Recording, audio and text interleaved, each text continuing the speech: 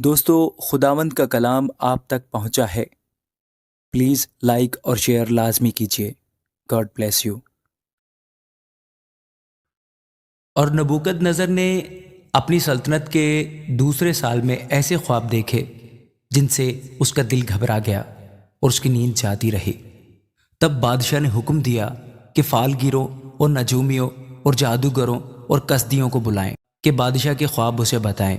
چنانچہ وہ آئے اور بادشاہ کے حضور کھڑے ہوئے، اور بادشاہ نے ان سے کہا کہ میں نے ایک خواب دیکھا ہے، اور اس خواب کو دریافت کرنے کے لیے میری جان بے تاب ہے۔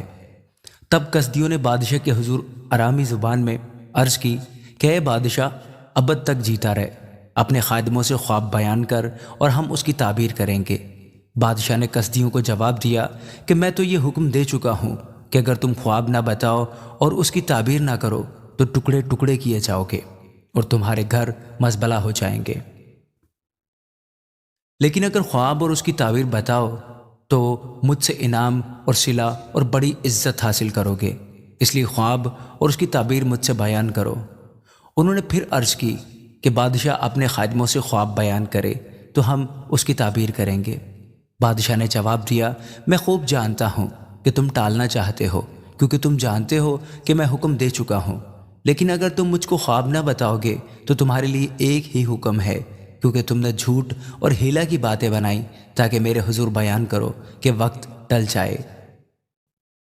بس خواب بتاؤ تو میں جانوں کہ تم اس کی تعبیر بھی بیان کر سکتے ہو۔ کسدیوں نے بادشاہ سے عرض کی کہ روئے زمین پر ایسا تو کوئی بھی نہیں جو بادشاہ کی بات بتا سکے، اور نہ کوئی بادشاہ یا امیر یا حاکم ایسا ہوا ہے جس نے کبھی ایسا سوال کسی فالگیر یا نجومی یا کسدی سے کیا ہو۔ اور جو بات بادشاہ طلب کرتا ہے نہایت مشکل ہے، اور دیوتاؤں کے سوا جن کی سکونت انسان کے ساتھ نہیں، بادشاہ کے حضور کوئی اس کو بیان نہیں کر سکتا۔ اس لیے بادشاہ غضبناک اور سخت قہر آلود ہوا، اور اس نے حکم کیا کہ بابل کے تمام حکیموں کو ہلاک کرے۔ سو یہ حکم جا بجا پہنچا کہ حکیم قتل کیے جائیں۔ تب دانیل اور اس کے رفیقوں کو بھی ڈھونڈنے لگے کہ ان کو قتل کریں۔ تب دانیل نے بادشاہ کے چلوداروں کے سردار اریوک کو، جو بابل کے حکیموں کو قتل کرنے کو نکلا تھا، خرد مندی اور عقل سے جواب دیا۔ اس نے بادشاہ کے چلوداروں کے سردار اریوک سے پوچھا کہ بادشاہ نے ایسا سخت حکم کیوں جاری کیا؟ تب اریوک نے دانیل سے اس کی حقیقت کہی، اور دانیل نے اندر جا کر بادشاہ سے عرض کی کہ مجھے مہلت ملے تو میں بادشاہ کے حضور تعبیر بیان کروں گا۔ تب دانیل نے اپنے گھر جا کر حنانیہ اور میسائیل اور عزریہ اپنے رفیقوں کو اطلاع دی تاکہ وہ اس راز کے باب میں آسمان کے خدا سے رحمت طلب کریں کہ دانیل اور اس کے رفیق بابل کے باقی حکیموں کے ساتھ ہلاک نہ ہو۔ پھر رات کو خواب میں دانیل پر وہ راز کھل گیا، اور اس نے آسمان کے خدا کو مبارک کہا۔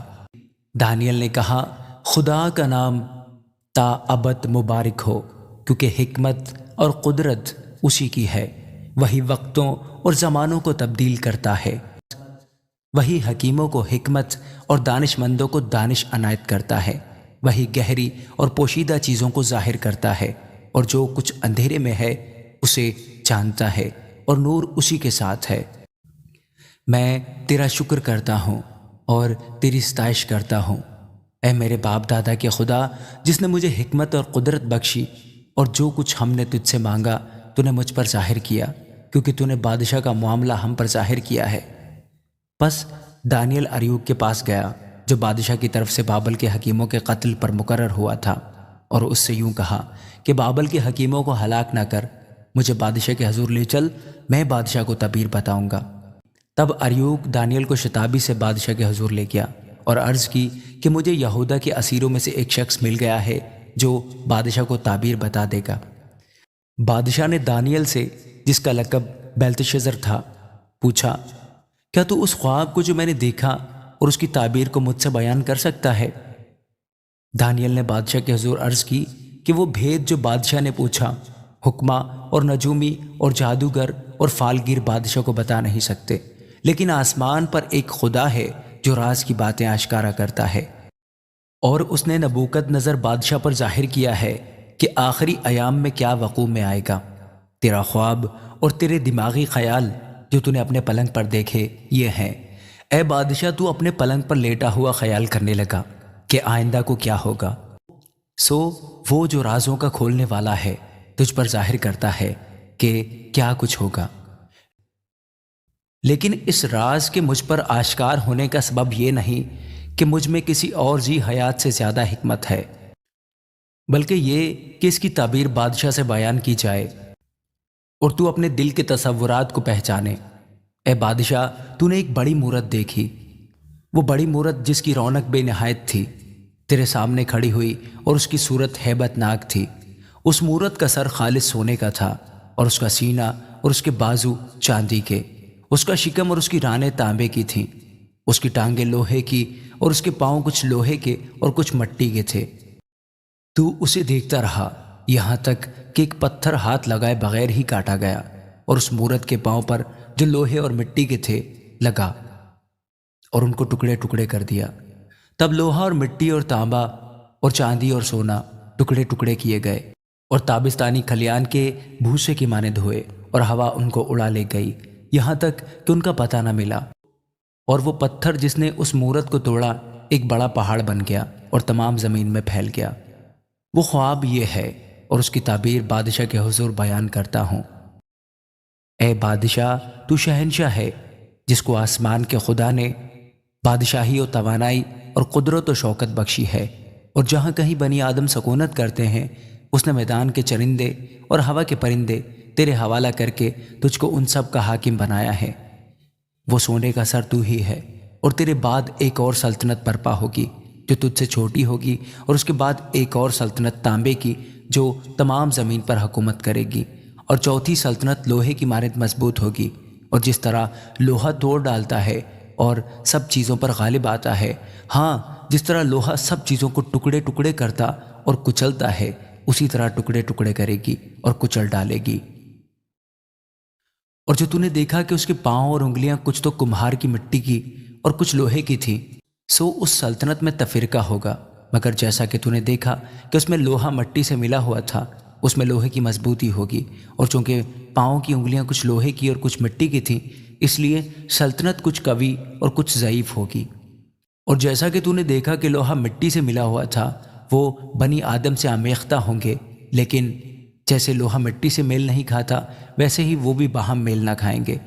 اور ان بادشاہوں کے ایام میں آسمان کا خدا ایک سلطنت برپا کرے گا جو تا ابد نیست نہ ہوگی، اور اس کی حکومت کسی دوسری قوم کے حوالہ نہ کی جائے گی، بلکہ وہ ان تمام مملکتوں کو ٹکڑے ٹکڑے اور نیست کرے گی، اور وہی ابد تک قائم رہے گی۔